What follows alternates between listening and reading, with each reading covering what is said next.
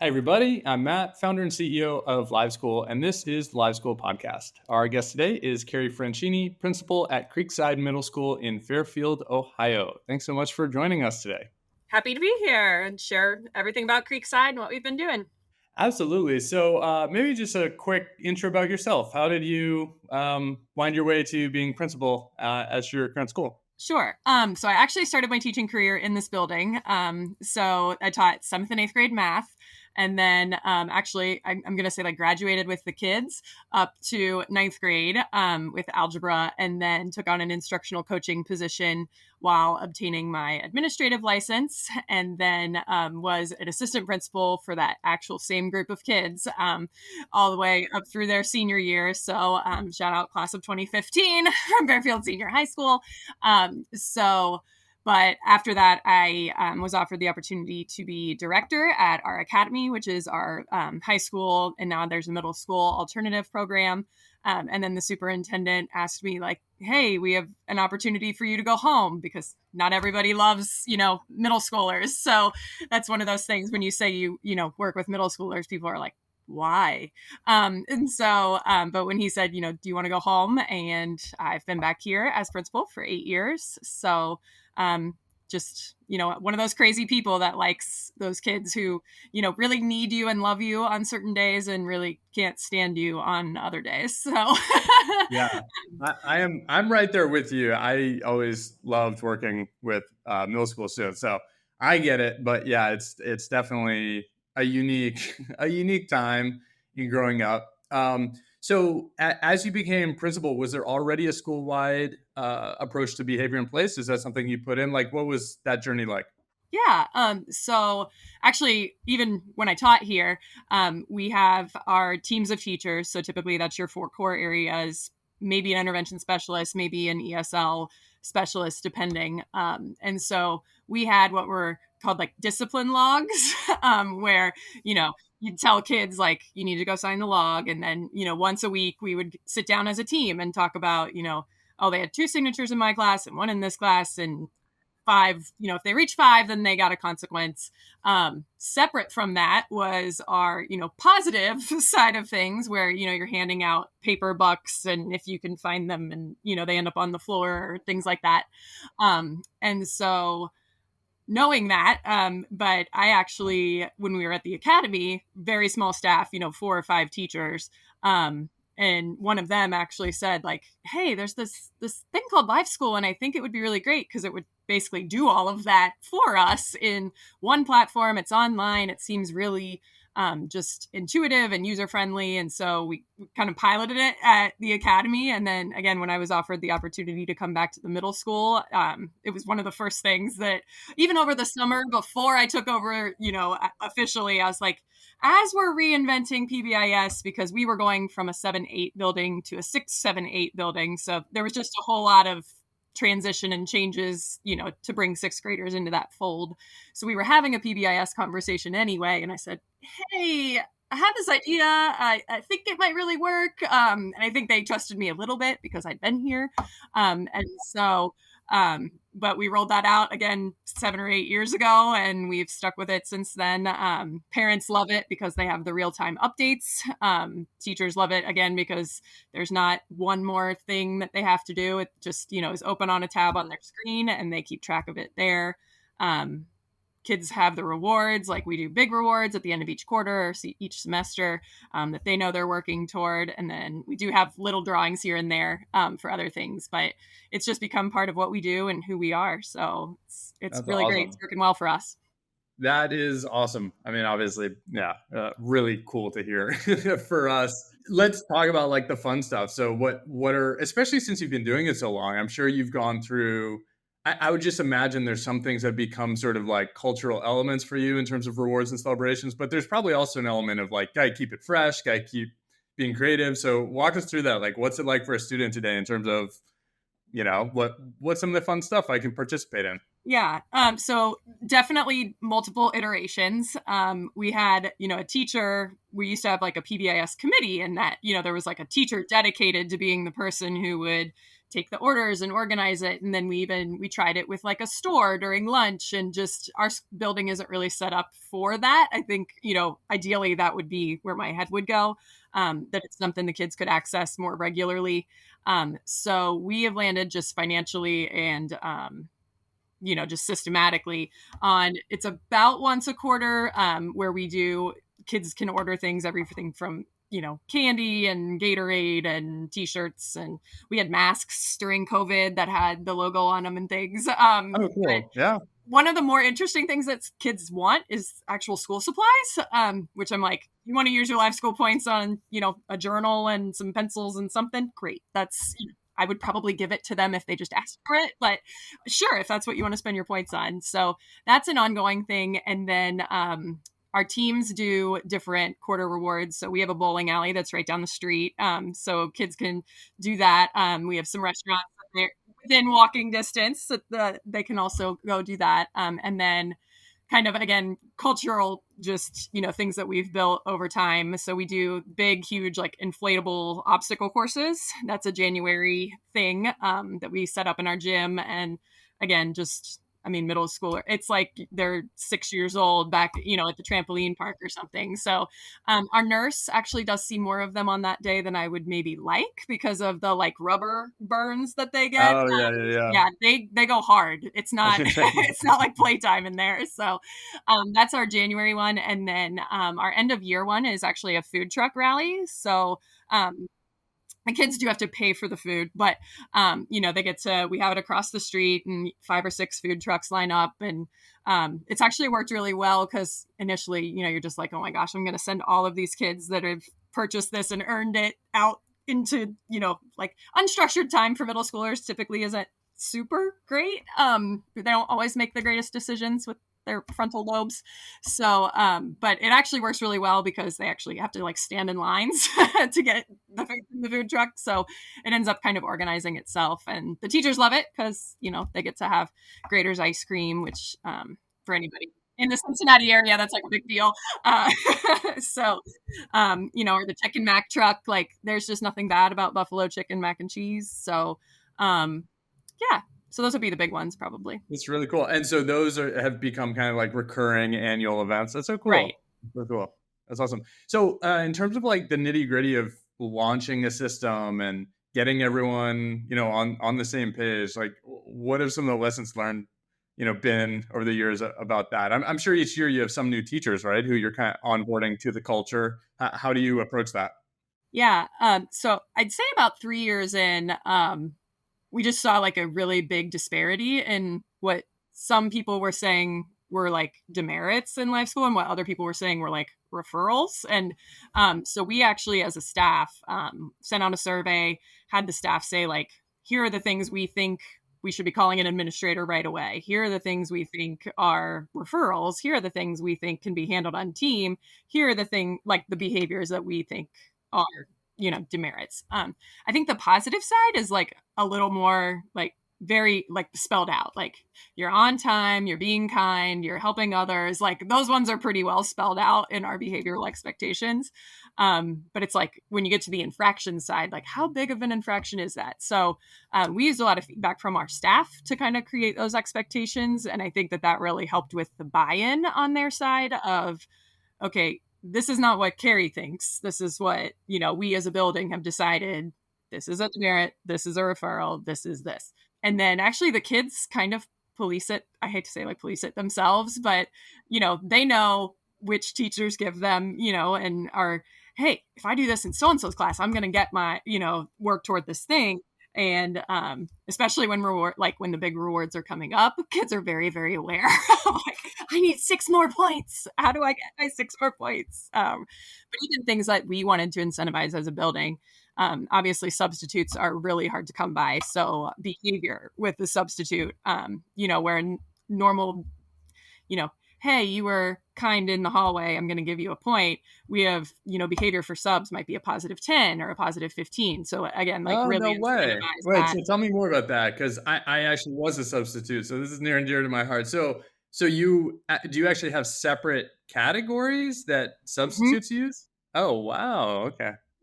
For an extra boost. So like as a student, if I have a sub day, I'm like, this is my big Yes, you shot. can rack them up. Yeah. Okay. Yeah. Wow. So, well, and again, you think counter to that, like there's always teachers that say, if your name is left from a sub, we're going to give you, it's an automatic detention. And so we had some That teachers that never asked, worked though. Somehow when the kids are in the class with the sub, like it's going down no matter what. Yeah. yeah. So, and I'm going to like, it doesn't work for everybody and we know that, but no, some teachers had said like, I'd really like to reward kids who Huh. are behaving when the sub, or if they help the sub with whatever.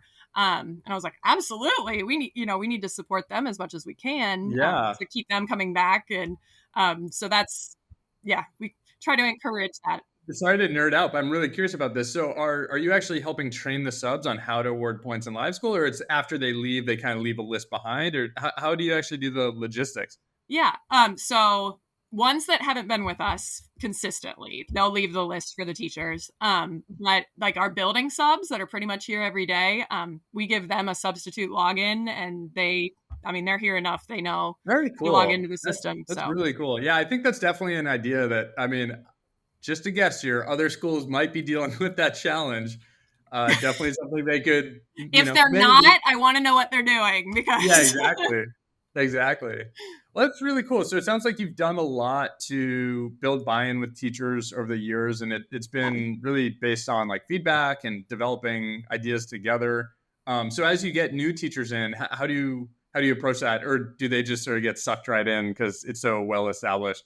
I do think at this point they get sucked in. It's like Yeah. on our list of, programs that you need to know when you come into, our building. There's Clever for, where to access all of your curriculum. And then you go over here for the curriculum hub. And then there's, we use a pass system that teachers need to be familiar with. So it's one of those like, when do we introduce what? LiveSchool is one of the first things. When they're drinking the water from the fire hydrant and getting as much as they can, that's one that we try to make sure that they actually get and know. Again, because the kids have had it, and so it's kind of ingrained into the kids as well. That's awesome. And what about the data side of things? Like how have you approached, all the data that you have access to? Are you using it, as a principal? Are you using it with your team, some combination? What's your approach? Yeah, absolutely.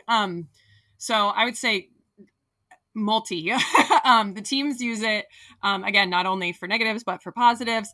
We are the tier 2 administrator counselor kind of leadership meeting that we have every week where we look at kids and what they're struggling with. So for example, I think I mentioned, like if you get 5 negative points in a week, then typically you get a consequence. So kind of how that progressive ladder works. But in those meetings, we're looking at kids and we're saying, yeah, but they went from 11 4 weeks ago and last week they only got 5. Like there's work being like, yes, they got 5 and it's still a consequence, like they should still get a consequence, but and really looking at those behaviors at the kid level, but also building wide, when I look at it and see being prepared is a like thing that kids really struggle with, and you're like, yes, they do. Like no one's really questioning that.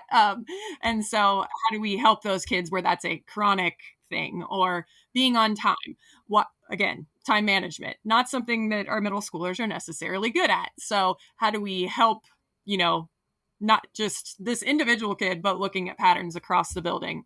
And I mean, the platform really does make that really, really easy. We can look at, individual kids, we can pull up the building wide, we can look at it by grade level, because I know this will shock the listeners as well. Like 6th grade behaviors and 8th grade behaviors are a little bit different.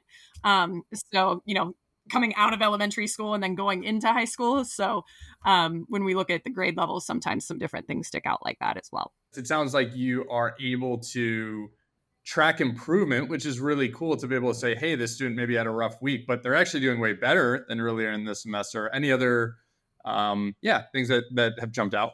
Yeah. I think something that, we had talked about was we didn't want to be giving demerits for kids not having pencils. Like at the end of the day, like we're just going to give them a pencil and, and so it was interesting when we went 1-to-1 because I felt like their laptop not being charged was the new, they didn't bring a pencil. So when we kept seeing that pop up over and over again, I was like, how many chargers do I have to go buy for every teacher to just have a charger in their room? And yes, if it becomes like teacher, I don't have my, like, this disruptive piece, but like, how can we train the kids? Like, if your laptop is not charged, you can ask a friend. You can use the, one in the classroom. You can use a pass and go to your, like go to your locker. It's like, and then when it becomes a disruptive piece, like I can't do any work because my laptop isn't charged, then we can talk about, the demerit as a consequence or, and so I think that that's something that stood out to me was, like as technology continues to evolve, is like, oh, but all that stuff's still going to be there. Yeah, absolutely. And how do we help? I think our goal is always like, how do we help work through those bigger things that we're seeing across the board? And then on a kid level, how do we help them with those skills? Because again, these aren't things like fights and, that kind of thing. These are like the little things of life skills that we're trying to teach them: being responsible, coming prepared, and then to acknowledge when they do that. Cause I mean, I have a 3 and a 5-year-old at home, and the number of times I'm like, good job, you put your shoes away. Good job, just the little things. And it's funny because, sometimes we get into like, we're rewarding them for, being on time. Shouldn't they do that anyway? And I was like, but you guys, teachers like when I come in and say, hey, you're doing a great job, even if you're just doing what you're doing every day. And so some of those reminders I think are really helpful. That's awesome. So I do want to ask, just for you as a principal, it seems like, going out on a limb here, you've been really hands-on with culture and behavior, and that's been a core part of your principalship. Why has that been so important to you? I mean, you must have a lot of different like priorities and competing, demands for your time. Well, it's interesting. So I actually last week started looking at, our mission and vision, because when we became a 6 through 8 building, I was like coming from high school, coming back, and you kind of got thrown into it in this redesign. And so feeling like we're on that like rat wheel of just, we're never getting anywhere. And I had listened to Simon Sinek talk about the infinite game. Anybody who hasn't listened to that, please do, because it's really great. But I showed a clip of it to our staff a couple weeks ago and just said, like, we're not playing a finite game. And I think when we get into like, we keep talking about what does a win look like? What does a win look like for us? Is it our test scores? Is it the kids walk out better than they started? Is it, like, what is our win? And finally understanding like there isn't an end, so there's not a win. We just need to be better than we were the day before. And so we talked about, 3 words that really describe, action verbs that describe what we do. And it seemed like the 3 that really came out of that were teach, support, and inspire. And so when I think of those 3 things, I mean, it really encompasses all we do. Like teaching is, our fundamental like purpose. That's, why we exist as an organization. But support involves all of that other stuff, whether it's mental health, whether it's counseling, whether it's, nurse and medical visits that we set up for families. It's all of our like programming that we, for our diverse populations and cultural sensitivity and all of those things that don't fall under teaching, but food service. Like, I mean, there's just so much that falls into that. And so having that conversation as a staff and trying to figure out like, why are we here? What makes you come to work every day? And so like, again, that was last week, so I won't say that I've like totally figured it out, but I think we've kind of been on that journey of, culture, behavior. Like we want the building to be safe. We want it to be where kids want to come, where people, where teachers want to come and be and work and collaborate together to, best serve our kids. So even things like, I mean, it sounds insane, but like taping a line down the middle of the hallway and teaching them to walk on the right side. You wouldn't think that would have this like profound impact, but for some reason, middle schoolers, and even I had 2 parents in the building yesterday, and they were like, I feel like I'm walking on the wrong, there's a line down the middle. I should be on a side of the hallway, right? And I was like, you should be. And so, and kids will rise to those expectations when we set them. And I think it gives the whole building a culture of not just being like in control, but being safe and, physical safety, emotional safety. That's what we want for our kids and for our staff. So that's definitely been an important part of building our culture here. That is awesome. And not to nerd out, but with that example of taping a line down the hallway, like you said it had a big impact. That caught my ear. Like, could you say a little more about that for a student? Like, why is that so impactful? It's like, okay, great, we're walking on half the hall. Like, who cares? I mean, I'm not saying that. I'm No, just I get it. saying, No, you're absolutely right. Because kids are like, why do we have to do this? yeah, totally. But So then they like it. It sounds like. yeah, so it's long story. Our building used to be a high school. I'll try to make it short. Our building used to be a high school, and so 2 years ago, I took the big step as an administrator and made people move classrooms to make our team kind of pods next to each other. People were very unhappy with me because I think I moved like 75% of our staff around the building. But again, like logistically, it was so much better to have a team only have to move within that section of the building versus passing other kids. And, we have so many kids that we try to separate for whatever reason and just traffic flow in the hallways. So we have a green hallway that is our 6th grade, a orange hallway that's our 7th grade, and a blue hallway that's our 8th grade. So there's actually 3 lines down the middle of each of the main hallway because the green line for 6th grade goes everywhere the 6th graders are supposed to be. So again, it really came down to traffic flow because we have 1,200 kids in a building that wasn't designed for 1,200 kids, and trying to figure out, if 7th graders are moving in one direction, then 8th graders are moving in the other. We always had the expectation of like drive on the right side of the road.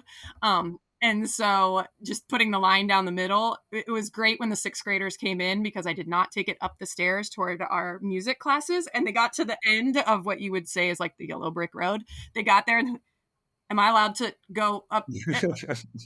Thank you for taking it seriously. I really appreciate it. Yes, Yeah, you can. So that's awesome. So I guess it just reduced like confusion and maybe yes, even some conflict and like, definitely. So, and again, just kids knowing boundaries and expectations was really, really helpful for us. Absolutely.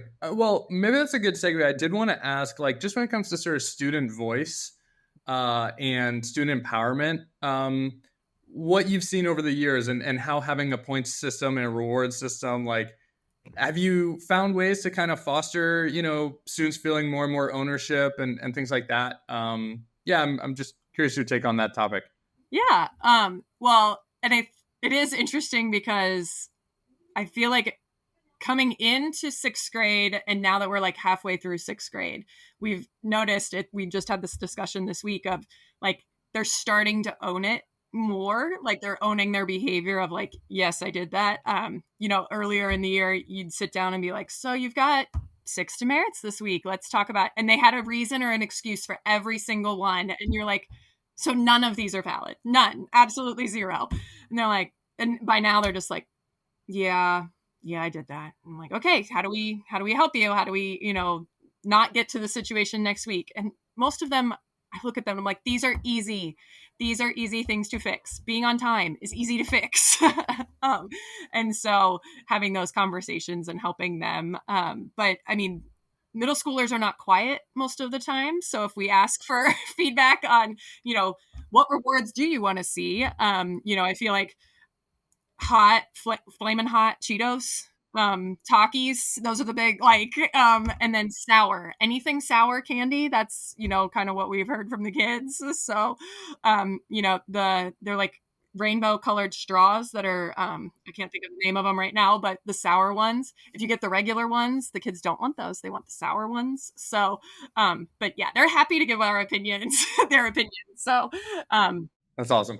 I'd love to wrap up with 2 like bigger picture questions. One you actually started to touch on, so I'd love to circle back to it, which is sort of a bit of a debate in education between sort of intrinsic and extrinsic motivation. So, on the one hand, we want students doing the right thing because it's the right thing and developing that internal drive. But on the other, students, and I think all of us like to be recognized and like to be rewarded. You made that point. So as you're now several years into scaling a system in your school and really developing this culture that does specifically recognize students and reward them for the things they do. What's your sense of how those 2 types of motivation kind of play a role for your students?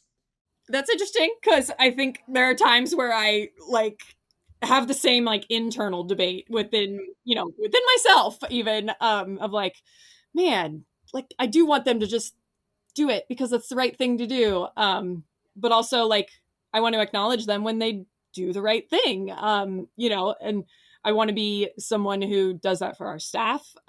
We all appreciate feeling seen for doing the right thing. And we may not reward a kid every single time they're on time, but the time that we do it, it's like that nice little like pat on the back, like, hey, I see you. And I think for a lot of our kids, just again, feeling seen, even if it's, it sounds silly, but like, oh, here's your LiveSchool point. But, when I saw a kid pick up trash in the hallway and I turned around and I was like, hey, buddy, what's your last name? And, they remind me and I'm like, I got you. And, I'm not saying like, oh, I'm going to give you 3 LiveSchool points. But that eventually is what happens. And so I'm like, thanks so much for picking that up. Or, so there's like the intrinsic part that, you try to foster as well as the acknowledgement on the other end. So, yeah, that makes a lot of sense.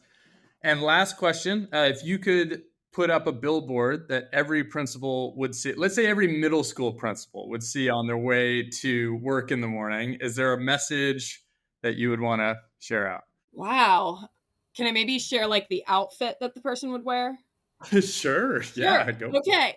I feel like you're like the business up top and like clown pants on the bottom, because I feel like that's what we do a lot of times is like we have to know when to be serious and like, we're serious about instruction. We're serious about, making sure kids are safe and, making sure that we're doing what we need to do. But I think especially in middle school, like we're expected to have fun and kind of be the energetic, bubbly ones that are out and about and helping kids, feel that energy in the building as well. So again, like I feel like high school principals sometimes have to walk around in, the shirt and tie and be, you're speaking at graduation and you are the face sometimes of a district.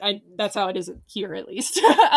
And so, and sometimes I think elementary principals kind of get this, like they get to be fun and energetic and do their thing. And so middle school again is that like fun time where we get to do both. And so just remembering the balance would be what I would just encourage is, we spend a lot of time on that, small, whatever, 10, 15% of kids. And when we look, especially even when we look at our data, when 80% of our kids are doing exactly what they're supposed to do every single day, don't forget them and don't forget to have fun in the process. So awesome. Love it. People are going to be like, they're going to need an explanation. Like that person has half yeah, like what's going on with this principal up here? Like I couldn't distinctly say whatever that is. So that's why here's a picture. There will definitely need to be like a website that they go to get the full QR code. Something. Yeah, QR code. There you go. There you go. Awesome. Well, thank you so much. It's really inspirational what you and your team have done, continue doing. It's just wonderful to chat. So thanks so much for joining. Thank you for being part of our journey and supporting us. We are happy to do it.